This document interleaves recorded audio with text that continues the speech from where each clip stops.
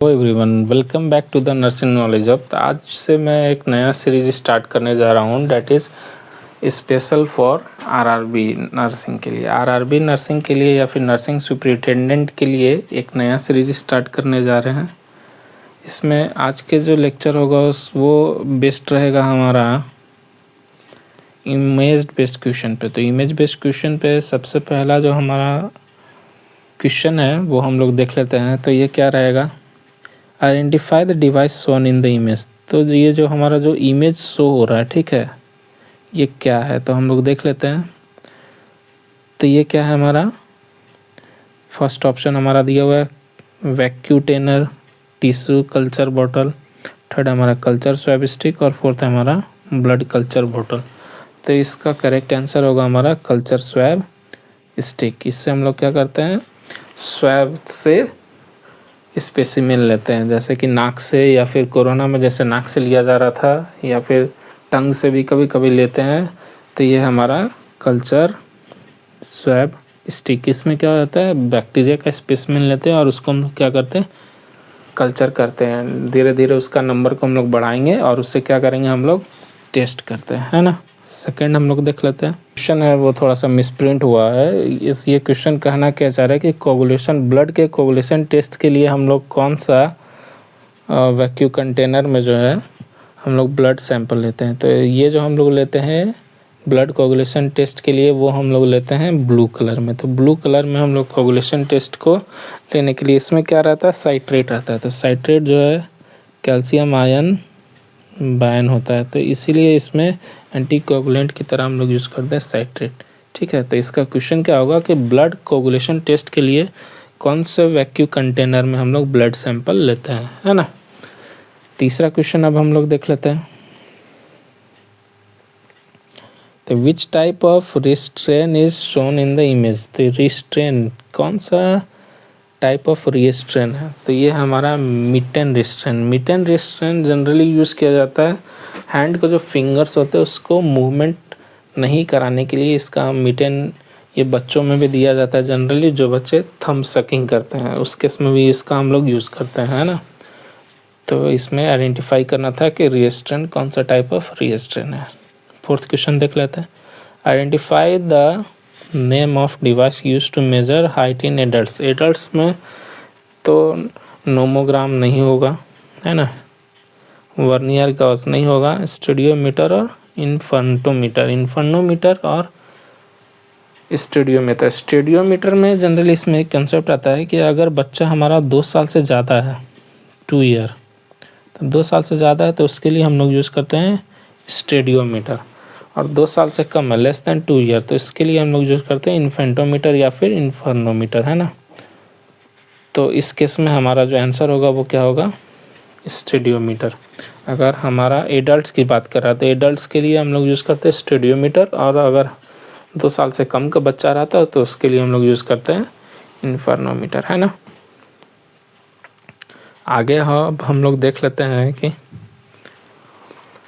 The sterilisation method, ये phrase को आप लोग इग्नोर कर देंगे, टाइपिंग मिस्टेक है। The phrase the sterilisation method for the device shown in the photography. तो जो हमारा जो ये ग्लास का ट्यूब है, इसको स्टेरिलाइज करने के लिए कौन सा मेथड का हम लोग इस्तेमाल करते हैं, है ना।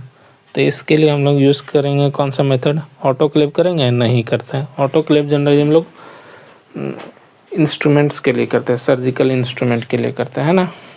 इथाइलिन डाइऑक्साइड ये गैस होता है, इसमें हम लोग रबर, सारी चीज़ें जितने भी रबर की सारी चीज़ें होती हैं, जैसे कि हमारा लेरिंजोस्कोप हो गया, या फिर और ईटी ट्यूब में जितने सारे इस्तेमाल किए जाते हैं, जैसे कि उसके बाद लेप्रोस्कोपी में इस्तेमाल किए जाते हैं, तो ये सारे चीज़ें जो होते हैं वो हम लोग इथाइलिन डाइऑक्साइड में करते हैं, ग्लूटरल्डिहाइड में नहीं करेंगे। तो इसके लिए ग्लास के लिए हम लोग जनरली यूज़ करते हैं हॉट एयर ओवन। तो हॉट एयर ओवन जो है इस्तेमाल किया जाता है ग्लास ट्यूब को स्टेरिलाइज करने के लिए। कौन से प्रिंसिपल पे जो है ये हमारा स्टेरिलाइजेशन वर्क काम करता है, दवा, इसमें लिखा हुआ क्वेश्चन क्या है, कौन सा ऐसा प्रिंसिपल है जिस पे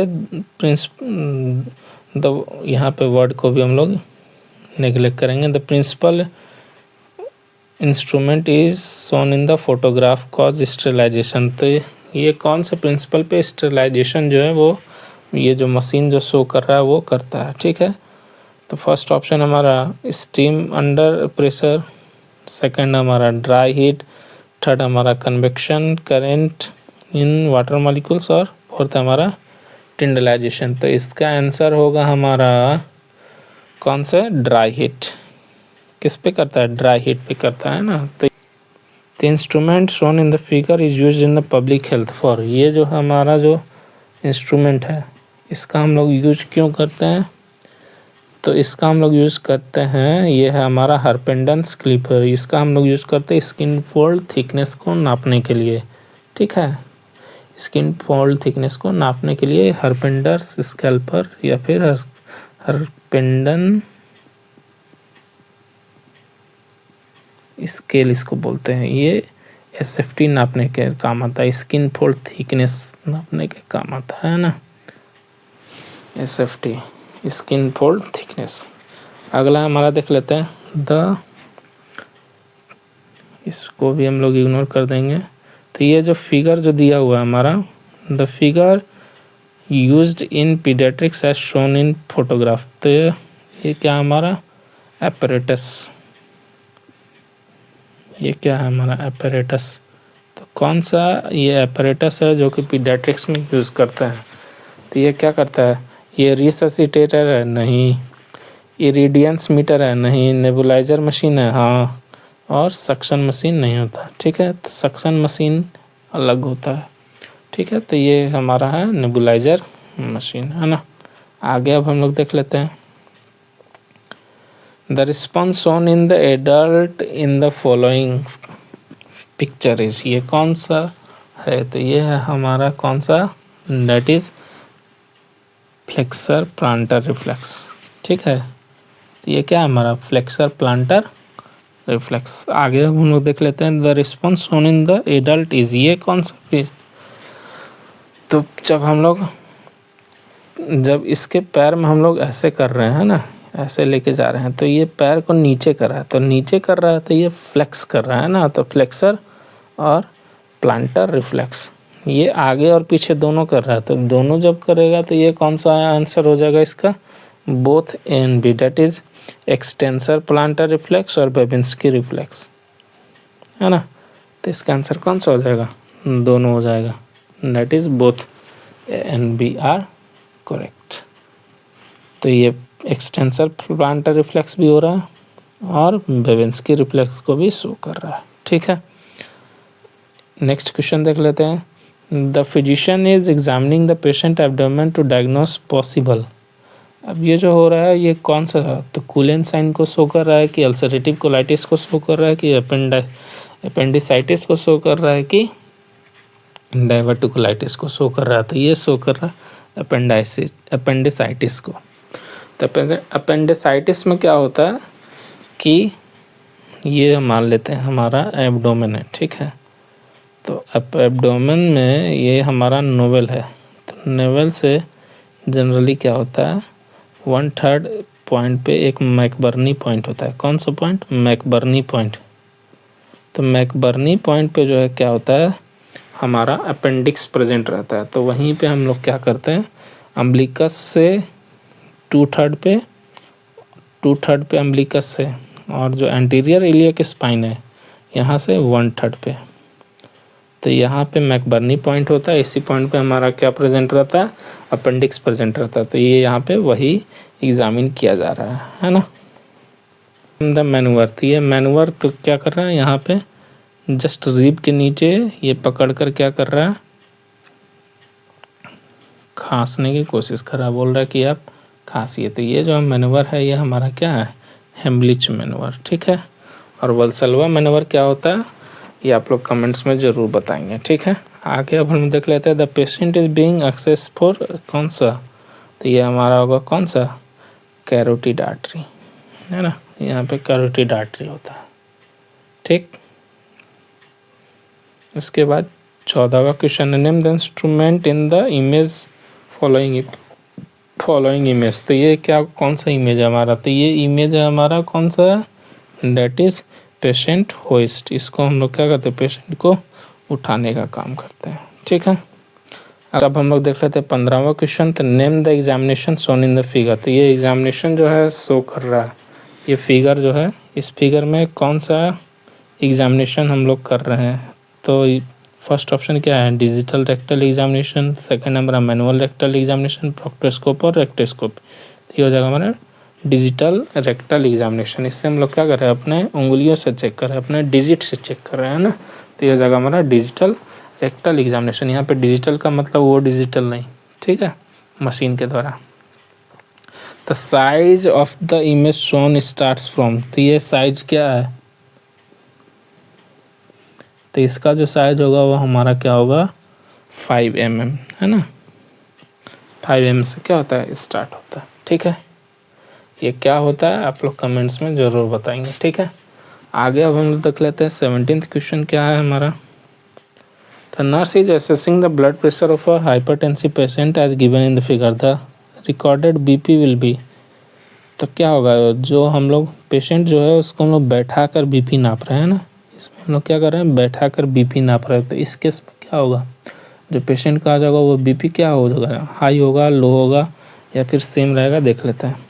तो same as actual BP, first option है हमारा same as actual BP. Second हमारा higher systolic but lower diastolic, higher systolic and diastolic और लोअर सिस्टोलिक एंड डायस्टोलिक। इसमें क्या होगा, हमारा पेशेंट लेट बैठा हुआ है ना, रेस्ट पोजीशन में, तो ये सेम एज एक्चुअल बीपी, ठीक है। और ये हार्ट के लेवल में भी हमारा जो बीपी कफ है वो बांधा हुआ है। तो it is a necessary point कि जब हम बीपी ले तो हार्ट के लेवल में ही बांधे बीपी कफ को, है ना। अगला अब हम लोग देख लेते हैं आइडेंटिफाई द पोजीशन। तो ये क्या है, हमारा पोजीशन को आइडेंटिफाई करना है, पेशेंट कौन से पोजीशन में। तो ट्रेंडलबर्ग पोजीशन में नहीं है, पोजीशंस में बता चुका हूँ, आप लोग जाकर नर्सिंग फाउंडेशन के प्लेलिस्ट में देख सकते हैं। सिम्स पोजीशन, फॉलर्स पोजीशन और लोलॉयड डेविस पोजीशन। तो लोलॉयड डेविस पोजीशन में नहीं होगा, फॉलर्स पोजीशन में नहीं होगा, तो ये कौन सा पोजीशन है, सिम्स पोजीशन, है ना। आगे अब हम लोग देख लेते हैं 19th क्वेश्चन।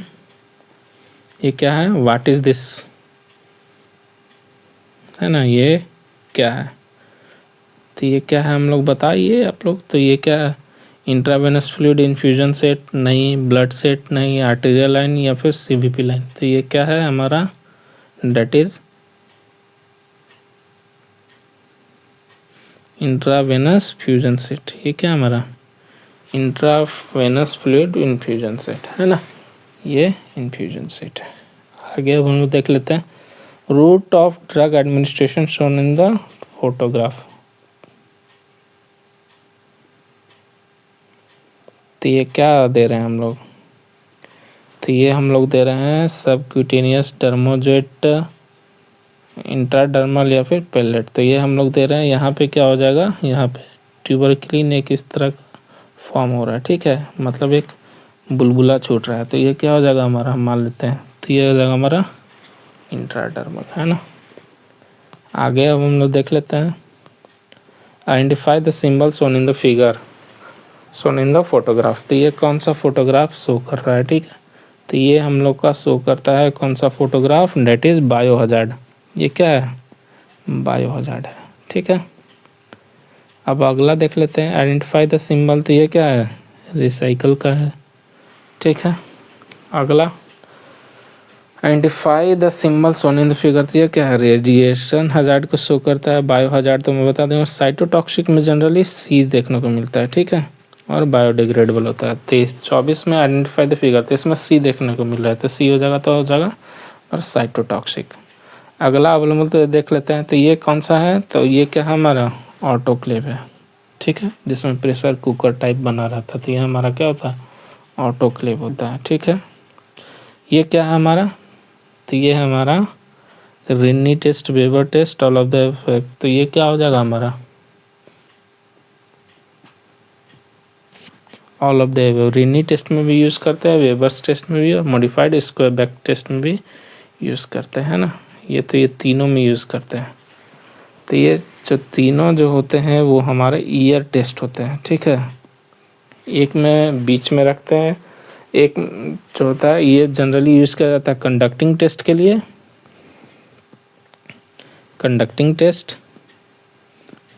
या फिर कंडक्टिंग टेस्ट का मतलब क्या होता है कि कहीं हमारे बोन वगैरह में तो दिक्कत नहीं है, ईयर ऑसिकल्स में दिक्कत नहीं है, या फिर किसी ईयर में या फिर ईयर ड्रम में कोई दिक्कत नहीं है, तो इसके लिए हम लोग यूज़ करते हैं, ठीक है।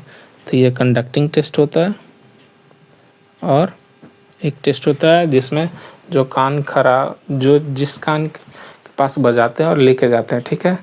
और अगर उस कान के पास खराबी रहता है तो वहाँ पे आवाज़ नहीं आता या फिर कम आता है ना।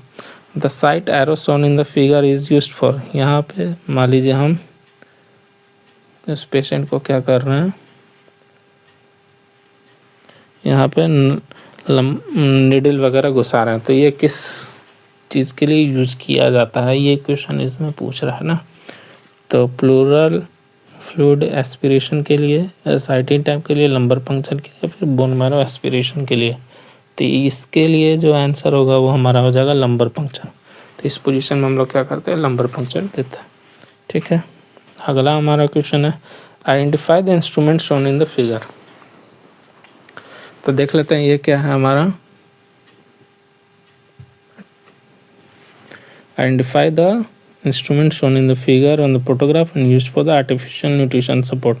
तो gastropexy tube, percutaneous endoscopic tube, एसोफिजियल गैस्ट्रोइंडोस्कोप, गैस्ट्रोडुडेनोस्कोप और फाइन बोर निडल। तो इसका आंसर हो जाएगा हमारा इसोफेगो गैस्ट्रोडुडेनोस्कोप के लिए हम लोग इसका इस्तेमाल करते हैं, ठीक है। अगला हमारा कौन सा देख लेते हैं। तो identify the instrument shown in the photograph use during general anaesthesia. तो ये क्या हमारा लैरिंजोस्कोप है। The unit shown in the photograph is stored in the blood bank at temperature. तो कितने डिग्री पे रखते हैं, तो इसको हम लोग रखते हैं कितने डिग्री पे, डेट इज 4 डिग्री पे रखते हैं। कितने पे रखते हैं, 4। अपन दोनों दिया हुआ है +4 और -4, तो +4 पे ही मार के आना है। 4 से 6 डिग्री पे रखते हैं, ऐसा नहीं है कि -4 पे आके मर जाए, ठीक है। उसके बाद देख लेते हैं identify the type of splint shown in the photograph. तो कौन सा स्प्लिंट है, तो ये है हमारा नक्कल ब्लेंडर स्प्लिंट। ये क्या करता है, नी को हमको, एल्बो जो है हमारा उसको, सॉरी रिस्ट जो है उसको हम बेंड नहीं होने देता। तो ये क्या, नक्कल बेंडर स्प्लिंट। उसके बाद क्या है हमारा, what is the use of this. ये क्या है, किस यूज के लिए आता है, ये क्या फिगर है, तो इसको आइडेंटिफाई करना है। तो ये हमारा सर्कुलर स्टेपलिंग फिगर है ना, सर्कुलर स्टेपलिंग में ये हमारा काम आता है, ठीक है। आगे अब हम लोग देख लेते हैं the type of CT scan technology shown in the figure. तो ये क्या हमारा देख लेते हैं। तो इस टाइप से हमारा फिगर बन रहा है। तो ये हो जाएगा हमारा कौन सा, that is spiral CT scan. ये इसको इस टाइप का जो सीटी स्कैन होता है इसको हम लोग क्या बोलते हैं, स्पाइरल सीटी स्कैन। इसमें ऐसे जाता है पेशेंट, ठीक है ना। 34वां क्या है, identify the gas cylinder shown in the figure. तो ब्लू कलर है, तो ब्लू कलर हो जाएगा तो नाइट्रस ऑक्साइड हो जाएगा, ठीक है। उसके बाद है हमारा आइडेंटिफाई द ट्यूब। तो ये कौन सा ट्यूब है, तो ये ट्यूब जो है वो हमारा क्या है, रायल्स ट्यूब है। कौन सा है, रायल्स ट्यूब। उसके बाद 36वां identify what is the name of this catheter. तो इस कैथेटर का क्या नाम है, तो इस कैथेटर का नाम है हमारा मेलकॉट कैथेटर। कौन सा है, मेलकॉट कैथेटर है ना। इसके टिप पे क्या लगा हुआ है, एक कोनी लाइक स्ट्रक्चर है, कोन लाइक स्ट्रक्चर, इसीलिए इसका नाम हो गया मेलकॉट कैथेटर। ये फोलिस कैथेटर नहीं है, ठीक है। उसके बाद 37वां क्वेश्चन हमारा क्या है, which one of the following statement is true regarding instrument. ये जो इंस्ट्रूमेंट है इसके रिगार्डिंग कौन सा स्टेटमेंट क्या हमारा ट्रू है, ठीक है। तो ये देख लेते हैं, प्रिवेंट टंग करता है टंग को from falling on posterior pharyngeal wall or epiglottis. It is called Burman oral airway.